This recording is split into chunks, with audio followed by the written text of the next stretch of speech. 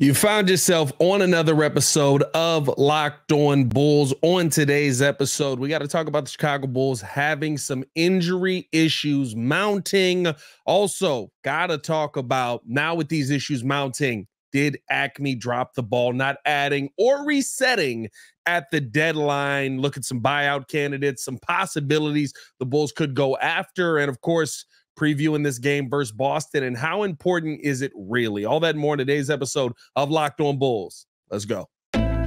You are Locked On Bulls, your daily podcast on the Chicago Bulls, part of the Locked On Podcast Network, your team every day.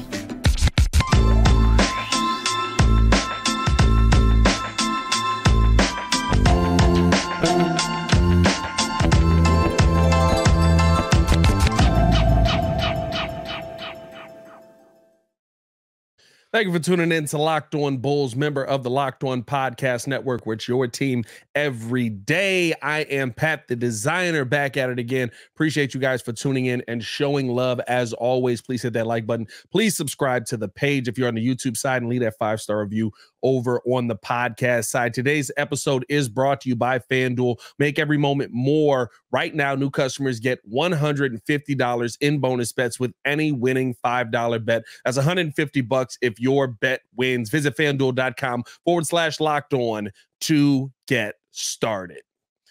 All right.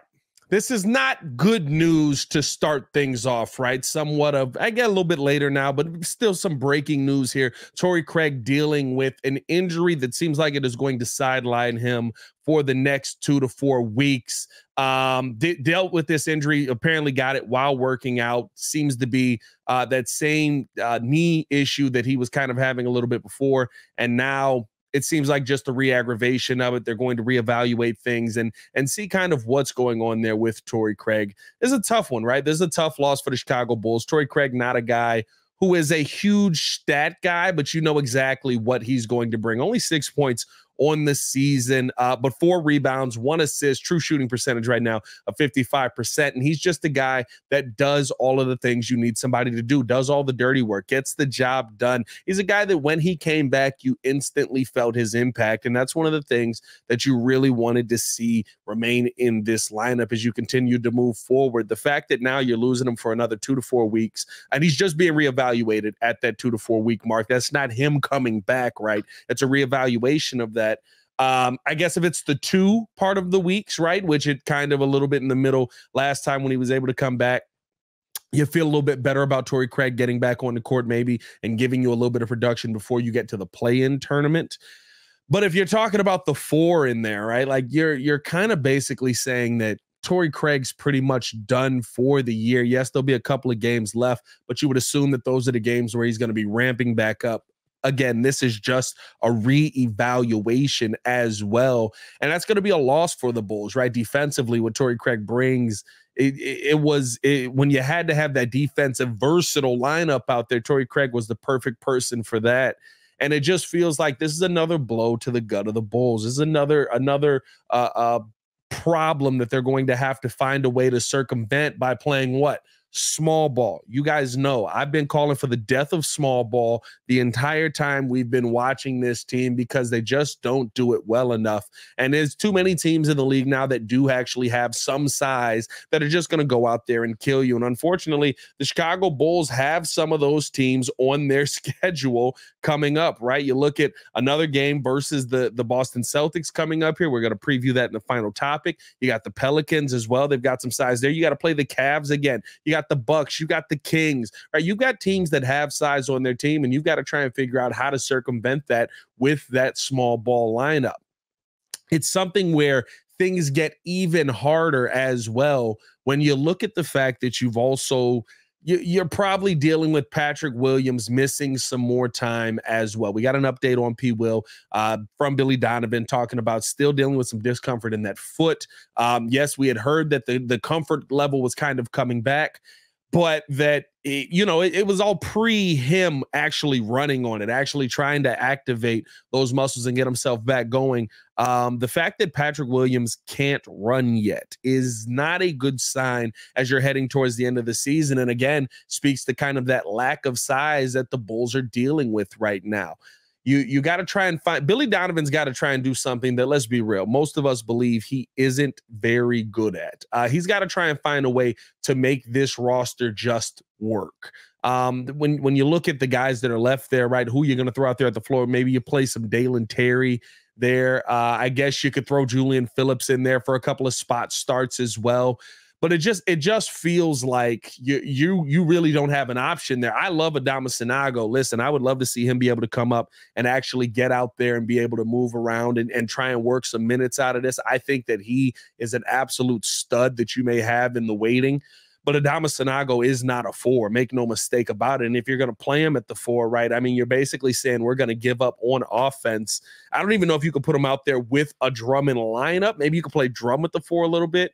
Or I'm sorry, play Drum at the 5. But I don't even know if you could put him out there with a Drummond lineup, right? That you'd have to play Vooch at the 4. It'd be a small ball lineup. It's just you're in a bad situation right now with dealing with that 4 position. And you weren't in a great situation to begin with, right? You were dealing with Patrick Williams, who, listen, has played better this season, but has he been the answer at power forward for us? Do we feel like we don't need to upgrade that position? I don't think any of us would say that, right? Me and Hayes had a little bit of a debate about P. Will's trajectory heading into this season, right? And yeah, everybody's done with him being the 4th overall pick. But when you look at Patrick Williams right now, it just feels like that position is still such a question mark. It feels like you have a role player off of the bench playing that, waiting for the guy who can get healthy to step in there. The guy who could have gotten healthy was Torrey Craig. He did get healthy. He worked himself back, and then working out this over the All-Star weekend, you end up losing him again. That is a massive shot for the Chicago Bulls right now. And I think when you try and figure this out, as you look at some of the teams, like I said, that you have coming up here on the stretch, you're going to have to really, really lock in on the offensive end here, right? It's all been about the defensive end. It's all been about how have they been able to stop guys? How have they been able to slow guys down? Now you're going to have to put out almost pure offensive lineups out there. And that's tough to do because when you look at some of the other guys who are missing, right? When you look at some of the other Bulls who are now sidelined, dealing with injuries and things like that, I mean, you still got quite a few people on the roster right now that are out. You got Patrick Williams, of course, right? We just now are adding Torrey Craig to that list. Zach LaVine, he's out here with some considerable time. That would be how you fix it on the other end, right? And we know Alex Caruso is almost prone to go out anytime. Not to say he's injury prone, but we know how he plays. He's going to be a lot more aggressive. So how do you figure out a way to get this offense going? I would say try and exhaust all your options here, but you might actually have to just try and find a gem here in the second half of this season. You might have to put the ball in the young players' hands. You got to think about how much these guys are going to play. Ayo Dosunmu now, Kobe White and DeMar DeRozan, you're talking about them basically playing 40 minutes a night for the rest of this season. We know what that does to the body when you get down to the end of the season. We know how, right, if you get to a play-in tournament, what that's going to end up doing to you when you got to get in those crunch moments, right? Like there's a lot of issues here that I guess, right, if somebody steps up, you feel better about. Maybe Javon Carter gets out of whatever this slump is that he's in, because he's basically fallen off of a cliff completely here. And maybe you just... Now I think you have to have the conversation on, okay, how do we involve Dalen Terry? And how do we involve Julian Phillips more? And we know what the answer is going to be, right? Like we can say all of this. We're going to see more Terry Taylor. We're going to see a ton of Terry Taylor down the stretch. That's what the Bulls are going to do. That's what they always do when they get into these situations, right? They go to the small ball power forward here, the 6'4" power forward who can give you the solid minutes. And it's not an answer, right? Like that's just throwing out the same question that you had before. You're throwing out a guy that's not good enough at the position for you to feel like he's going to make an impact on a night in, night out basis. Yeah. Do I like him when he's out there? Sure. Does he give you the rebounding numbers a little bit? Yeah. He'll grab you 6 or 7 boards as an undersized guy down low, right? But offensively, what's he adding to you? That's the part you got to figure out here. You have to lock in on the offensive end at this point, because more times than not, you're not going to be have the size advantage defensively down there, and they're just going to attack you in the paint. That's the part that gets scary with this Bulls team. We got to keep breaking it all down. We got to keep going into we got to keep trying to figure out what's going to be the answer here. And I'll ask you guys this before we do our ad read, right? Do you feel like the time for the answer has passed already? Did AKME drop the ball by basically doing nothing? If you add, right, maybe you got a player here. If you subtract, at least we know we're subtracting, but it doesn't matter at this point. So we'll talk about that on the other side of the break.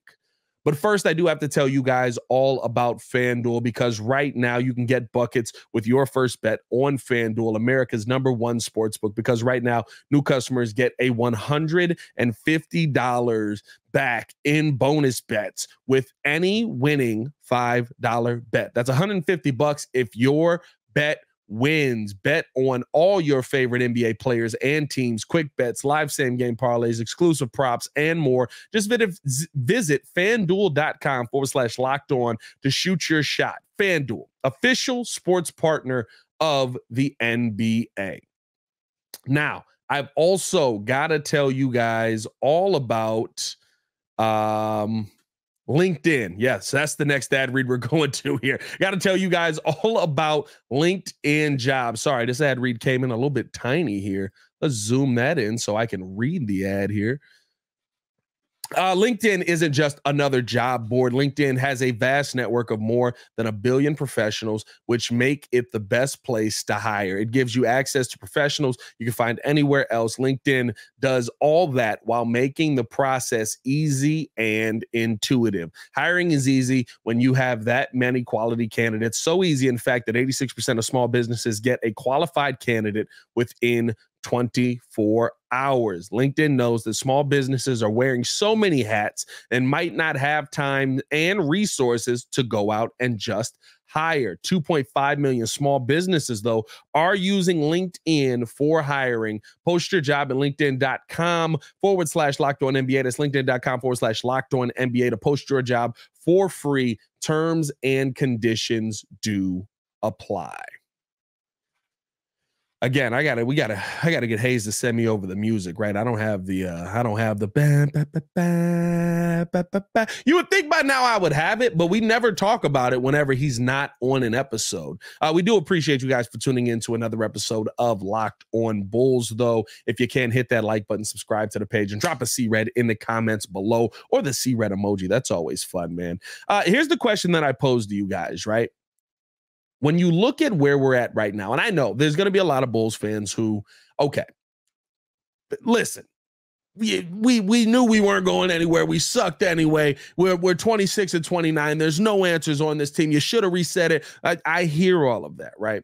But now do you specifically, let's look at just this moment. Do you specifically look at AKME and say that you've completely dropped the ball on this team by not doing anything, because now you're in a position where you can't do anything, right? Now you're talking about going into next season. The big conversation around DeMar DeRozan was, are you going to re-sign him? Are you going to bring him back? You were far apart on the numbers. You were far apart on the money. That's the only two things that make a contract work. So if you're far apart on those two things, right, now you're asking yourself the question, okay, so is he coming back? Probably not, because he was evaluating the situation that he was in. Guess what? The situation that he's in is not good. So you're probably in a situation where you're about to lose DeMar DeRozan pretty much for nothing. You're still on Vooch, who is a declining player. I get it. I understood why you re-signed him. I understood why you wanted to bring him back, but you needed other guys to step up. Guess what? Kobe White stepped up. Feels like that was working. Now you got all the injury issues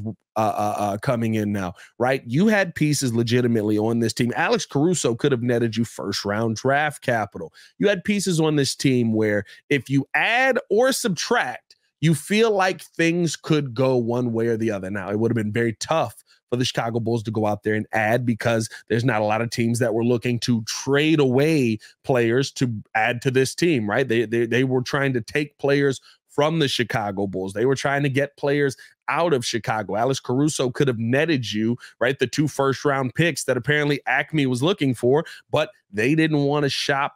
They didn't want to trade away Alex Caruso. When you look at a lot of those situations now, right, especially just coming out of All-Star break, where you felt like it was going to be a time for you to reset, I guess if you feel like, right, you're AKME and you're like, we still want to make this playoff push. We still want to be competitive. Competitive's the word, right? We still want to go out there and fight. Having Alex Caruso on your team right now makes more sense. But what are you competing for? What are you fighting for? I mean, heck, are we literally just fighting for the 9th seed? How are you climbing up? You right now sit 3 games behind the Orlando Magic.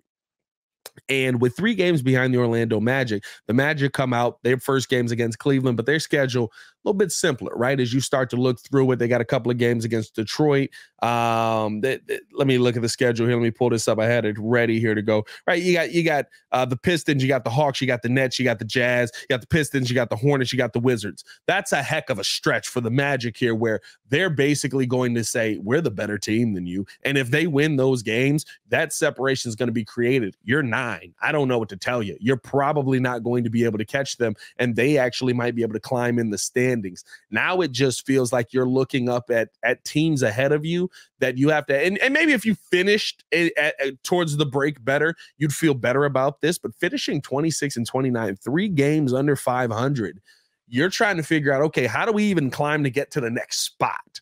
Because the teams ahead of us have a schedule that makes it easier for them. Now, injuries could happen, different things could happen. Anything's possible during the season, but you got to start off by winning some games, and you got a heck of a tough stretch here. And there's nothing that you've added to this team that, to me, changes this team. I've said this a couple of times. You've swapped some of the ingredients out, but they're just different versions of the ingredients you already had. Sure, you had Javon Carter. He's the takeaway for Patrick Beverly, except Javon Carter's not good, but Kobe White steps up. Okay, there's how, okay, we added that in. Kobe White got more of that Pat Bev mindset. Okay, but I'm getting rid of DJJ. Oh, we brought Torrey Craig in. Oh, but Torrey Craig's hurt. Well, DJJ used to be hurt too. So I guess, right, like you're doing the same things over and over again. That is the definition of insanity. And I understand, right? I don't like it, but I understand that where we're at right now, who our GM is, who our president of basketball operations is, right? They're guys that are more willing to stand pat, be patient, wait till a superstar comes through. And that's all it is, right? Like, we're going to find a draft one. We're going to find one in the second round. We're going to try and find one in the first round this year. We're going, right? I believe right now the Bulls are slated for the 12th overall pick. Well, here's the question. Now, are you in a position where you have no choice but to try and reset this thing? Because if you're going to be competitive, what are you going to do? Go get Markieff Morris or Marcus Morris, whichever Morris is out there from the buyout market, possibly? Right? Like, what's the it's Marcus Morris. Like, what's the plan here? Right? Because you don't have size right now, so you can't compete down low. You don't have enough offense, so you can't shoot the ball better. What are you magically going to bring up Unur Al-Batim and just say that this guy's we're gonna test him out the rest of the season? Like, it just feels like their decision to do nothing has shot the Bulls in the foot by the fact that the players on this team not staying healthy has left you looking around like oh, why can't I think of his name? Y'all know what I'm talking about in. Now I can't even think of the movie with Sam Jackson, right? Where old boy's looking around at the you dig. Like, I'm tweaking on all of that. I'm so irritated by AKME right now, dog. I'm so irritated by AKME because their lack of decision making has put the Chicago Bulls where they are now, where you're heading towards an end of a season where you'll probably finish somewhere near 500, maybe a couple of games below, maybe you'll be a couple of games above, right?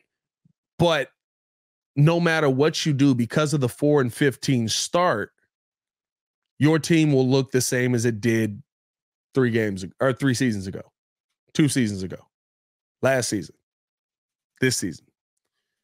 Your team will inevitably be the exact same as it has always been, outside of 35 games. And that's a problem that for some reason they can't see. That's a problem that for some reason they don't want to acknowledge is a problem. Your team is not different. And I don't need different dramatically one year to the next, right? I just want to, like, something change, right? We make an addition here, our offensive rating should go in the right direction. We make an addition here, our defensive rating should go in the right direction. The Bulls make additions, and literally, we're still a basket difference for the last 3 years. And for some reason, the people at the top don't see an issue with that. I don't see how this Chicago Bulls team gets better. And as we head towards the end of this season, I think more and more and more. You look at the new guys that are in place, Arturas Karnisovas and Mark Eversley, and they're starting to look real close to Garpax. They're starting to look and you know what? I would say maybe we're at a point. Can we finally say this? Maybe we can finally say this. They look worse than Garpax. Because at least Garpax put a team together that made it to the ECF. At least Garpax put themselves in a position to get the #1 overall pick. At least Garpax, kind of, a little chicanery on that one. At least Garpax had a team that competed to try and get to an NBA Finals, right? At least Garpax put a team together. Where's this team? What happened to this team? You have no answers, and it feels like you're not even looking for them. That's where Bulls fans' frustration comes from. That's where Bulls fans look at you and say that you're a joke of an organization right now. Yet again, you're the laughing stock of the NBA. Yet again.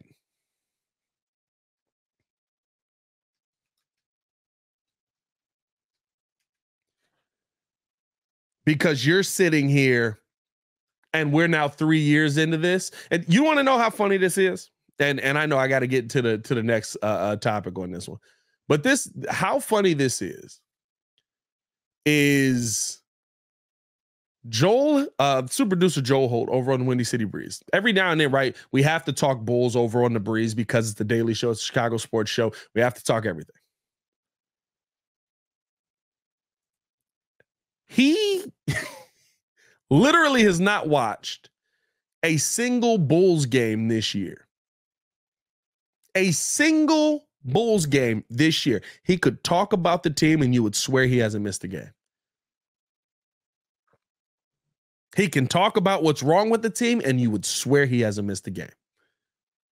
That's what this team is right now. That's why it's a problem right now. That's why the Chicago Bulls are what they are. By the way, John Travolta, Pulp Fiction. There it is. Remember Travolta's just at the end, just looking around, right? Like that's what it is. I had to put, bro. I could not remember what I was trying to say for the life of me on that one. I had to look it up real quick. I was like, come on now, what are you saying?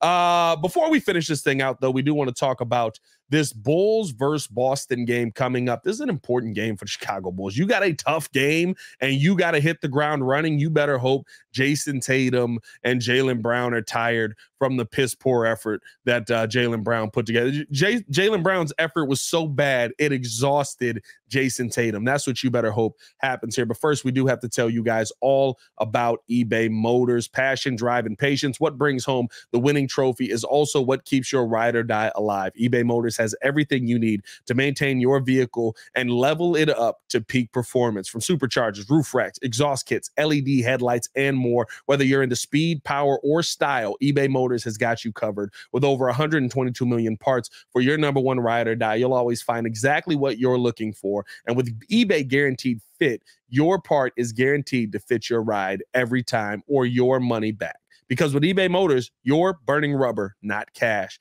With all the parts you need at the prices you want, it's easy to turn your car into the MVP and bring home that win. Keep the ride or die alive at ebaymotors.com. Eligible items only. Exclusions do apply. eBay Guaranteed Fit, available only to U.S. customers.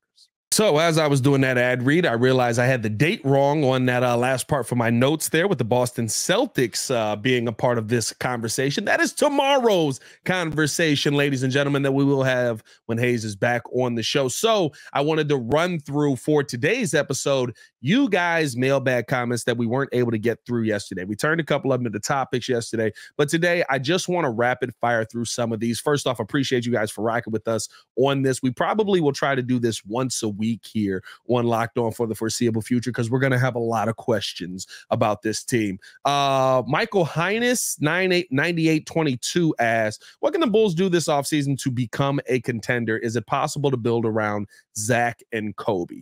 That depends on Zach LaVine to me. I think that really you have to look at Zach LaVine and try and figure out what kind of player he's going to come back and be. I know what kind of talent Zach LaVine is, and it also goes to the want to of Zach LaVine. The reason I say that is Zach LaVine, to me, when he came back, remember there was a couple of games there. First couple of games, he was struggling, blah, blah, blah. But then there was a couple of games there where he basically decided, I'm going to play this Klay Thompson role. I'm going to shoot the ball well. I'm going to try my best to defend. I'm going to be the number 2 for Kobe White right now. And that was the best version of Zach LaVine that we have seen all season. And then it felt like slowly through there, right, it kind of turned back into one-on-one ball where everybody's just trying to get their shots up. And I think that is the part where you have to have clearly defined roles with this team moving forward. Do I think you can build a contender with Zach and Kobe? I think you got to add a lot of pieces. I don't think that's possible. But do I think that you can build around Zach and Kobe White? I do think that's something that's possible depending on how Zach LaVine comes back in the next season. And if he feels like, if he realized, right, has that humbling moment where he's like, everyone hated me this year and I don't know why. Nobody wanted to sign me for the contract I'm on. I might be with the Chicago Bulls for the foreseeable future on this. And that's kind of where things are struggling with right now, right? Like, I don't know what kind of mindset he's going to be coming back with. Chris Davis, 1945, asks, what realistic trade do you think the Bulls can make with Zach LaVine this offseason? I think that really depends on the Bulls, right? I think realistically, they're asking for too much for the player. They're trying not to lose this deal, right? They're doing we're not going to lose. We're not going to get worse. We're not going to take a step back. Well, guess what? You've taken a step back just by keeping everybody together. And now the injury concerns are there. I don't think that you're going to be able to go out there and get a great deal, but can you maybe get somebody who is a very young player that maybe you see some potential in that they can't see? Yeah. And you're going to get mid-level draft capital and you're going to get pieces that make the money work, right? Like, I don't think that you're going to get anything amazing back for Zach LaVine at this point if you were to trade him. And if you do trade him, you're going into a trade with him with the focus on, guess what? We got to build around Kobe. We have no idea what the heck is going to happen with the rest of this team, but we do know that Zach LaVine is not the answer on that team. And that's kind of where you have to try and figure out what the future of Zach LaVine is with this team, like I was talking about in the last topic. Let's see here. Hayes and Pat, I asked Jamal over on, this is from Geo6676. Shout out to Geo. Hayes and Pat, I asked Jamal over on Bulls Central, what are your top 10 favorite Bulls players of all time? And is there anyone on the current team that would be in consideration? And if so, why? Nobody on the current team is in consideration for me. My favorite Chicago Bull of all time is outside. Okay, Michael Jordan, right? Michael Jordan. Dennis Rodman. Scottie Pippen is still all-time love for me. I mean, like, what he was able to do, right? Like, I get what it's become, but like, he was so loved on this team, dog. He was so elite on this team. How he played, he's the original point forward. You can't disrespect him. I would say Derrick Rose, Lou Dang, Joakim Noah, Lou Dang. This is where it gets tough, right? Those are the big names right there. I was never a Ben Gordon guy. I don't know why he just caught that stray, but I never felt like Ben Gordon really gave us any answers. I felt like he was Chris Middleton minus the defense. Favorite Bulls here. Okay, I'm at 6. Nate Robinson. I know, not a lot of time here, but I loved the time that Nate did spend here, dog. Like, I felt like he was so much fun to watch on this team. And he was one of the most entertaining players. You know what? I'll throw Stacey King in there. Not so much of what he's done as a player, but how he's just been a part of the Bulls. He was a Bulls player. I got to say how he's been a part of the Bulls. I think that he's an all-time favorite for me. If we're speaking from a player perspective, I can't say that I was watching a ton of Stacey King highlights out there. BJ Armstrong was always a fun one. That puts me at 9 there. I think that he was somebody that you had to have a lot of love for. And then Jimmy Butler. Jimmy Butler is probably, I'm not gonna lie to you, right? The big number guys are always your favorites, right? I love Michael Jordan. I love Derrick Rose, but I loved dudes that would work hard, right? I loved dudes that were like, I'm going to build my name through hard work, defense, and I'm going to put points up.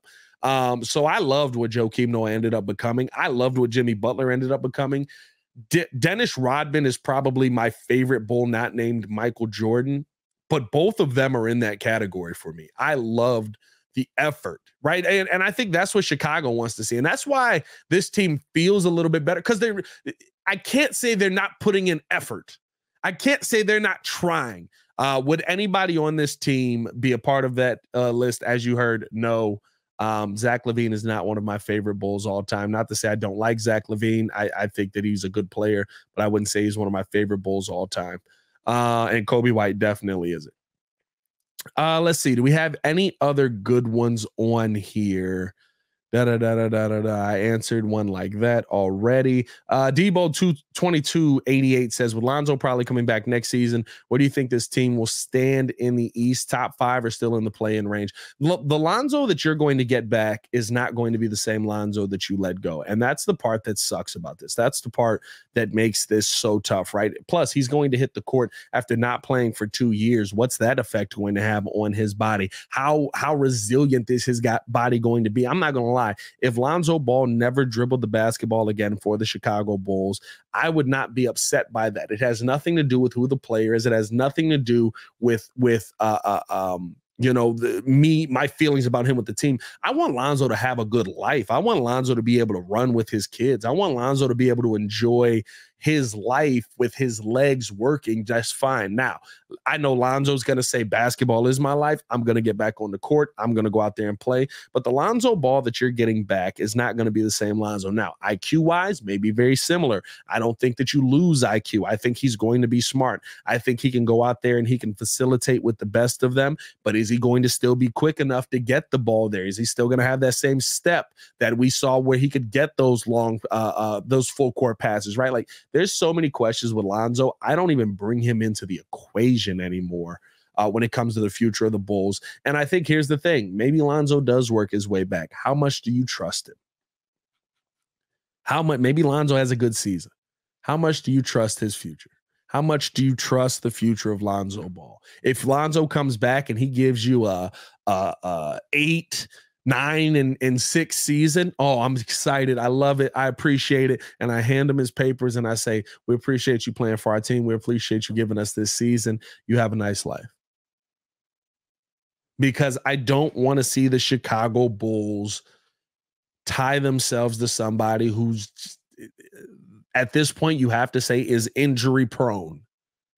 And it sucks to say. I love Lonzo. I love what he brought to this team. I love the excitement he brings to this team, but he's just not the same player, and he's not going to be the same player when he gets back here. And if he is the same player, it's a miracle. But how do you keep him? How do you re-sign him? Unless he takes a ridiculously team-friendly deal. Unless he takes I'll sign here for an Andre Drummond deal, that's a different story. But I don't foresee this Bulls team. I don't see Lonzo Ball coming in and making enough of an impact where you all of a sudden feel like, oh, yeah, that's exactly what the Bulls need, their top 5 seed. I think you're still, at best, completing for play-in, and that depends on the players that you keep around here. But, hey, I appreciate you guys for tuning in and showing love to another episode of Locked On Bulls. Hit that like button, subscribe to the page, leave that 5-star review. Y'all know what to do. Me and Hayes will be back and better than ever tomorrow as we break down that Bulls versus Celtics game where we have to talk about that and anything else Bulls news-wise that breaks. But for Hayes, who is not here, I am Pat the Designer. One love, my boy. Y'all stay safe out there, Chicago. Peace.